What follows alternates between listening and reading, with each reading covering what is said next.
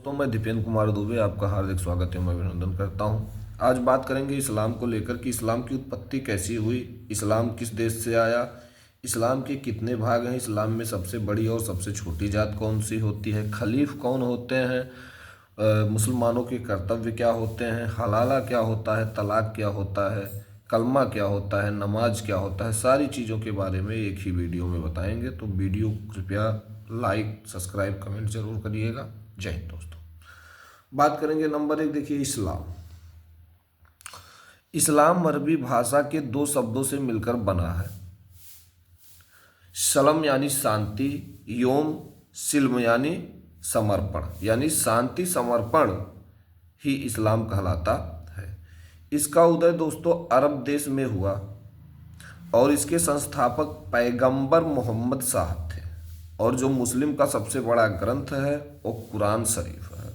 मुस्लिम लोग मूर्ति पूजक के विरोध होते हैं, वो मूर्ति पूजा नहीं करते हैं, लेकिन इसके पहले भी ऐसा माना जाता था कि ये लोग मूर्ति की पूजा करते थे उदय के पहले। दोस्तों, मुसलमानों के 5 कर्तव्य हैं। नंबर 1 कलमा, यानी इनका पूरा विश्वास अल्लाह में है। अल्लाह पर पूर्ण विश्वास प्रकट करना ही कलमा कहलाता है।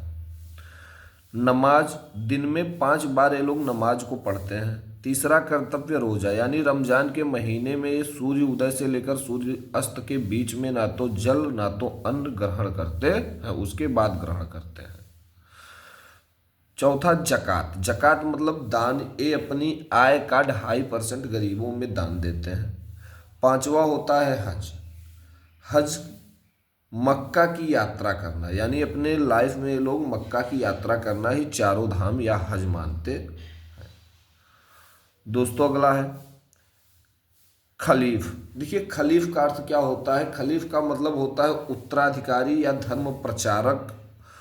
तो पैगंबर साहब के बाद यानी 632 में जब पैगंबर साहब की मृत्यु हो गई तो उसके बाद पैगंबर साहब के बाद एक प्रमुख खलीफ थे, यानी धर्म प्रचारक उत्तराधिकारी थे, जिसमें से 4 मुख्य हैं और कुछ लिखे भी गए हैं। जैसे अबूबकर, ये 632 से लेकर 634 तक। हजरत उमर, ये 634 से लेकर 644 तक। हजरत उस्मान 644 से लेकर 656 तक। हजरत अली 656 से लेकर 661 तक। ईस्वी है सब, ईसा पूर्व नहीं, सब ईस्वी है।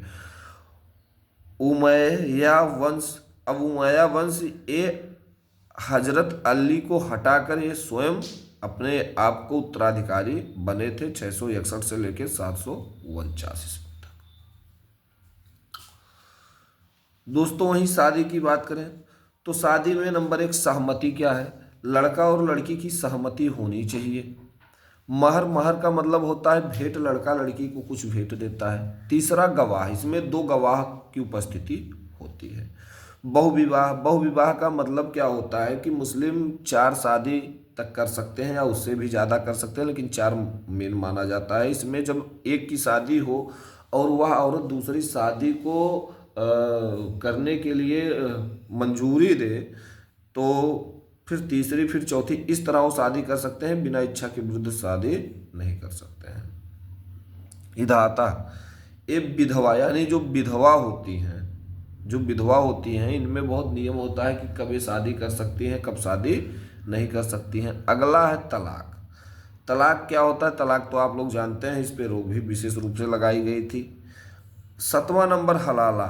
हलाला सुन्नी, ये सुन्नी में होता है। इसमें क्या होता है कि जैसे कोई 3 बार आप तलाक दे दिए, फिर से वह आप उससे आपको शादी करनी है तो उसको पहले गैर मर्द के साथ शादी करनी पड़ेगी, फिर उसको तलाक देना पड़ेगा, या उसके पति की जब मृत्यु हो जाएगी तब वह पुनः शादी कर सकती है। यह हलाला कहलाता। इस्लाम के देखिए मुख्य तो सुन्नी और शिया 2 ही भाग हैं, बाकी सूफी अहमदिया भी संप्रदाय है इसी से रिलेटेड। अधिकांश सुन्नी हैं जो पहले 4 खलीफ के उत्तराधिकारी से संबंधित हैं, और बाकी शिया हैं ये पैगंबर के बाद उनके परिवार के सदस्य अली इब्न अबी तालिब के उत्तराधिकारी थे। यानी आपको ऐसे बताएं कि 85% सुन्नी है और 15% शिया है। जात की बात किया जाए तो सबसे ऊंची जाति में मुस्लिम में सैयद को रखा जाता है, और सबसे छोटी में चिकवा हो गए, नाई हो गए, ये सारे चीज़ें लोग आते हैं। जनरल में सैयद, रिजवी, सिद्दीकी, मिर्ज़ा, भरसो, पठान, शेख, खान, कायस्थ, भरसैया, ये आते हैं। ओबीसी में अंसारी, वेहंग, चिकवा, धुनिया, दंजी यानी दर्जी, गुनिया, मंसूरी, इदरीसी, नाई, मनिहार, दरवेश, बढ़ई, कुरैशी आते हैं। जय हिंद, जय भारत।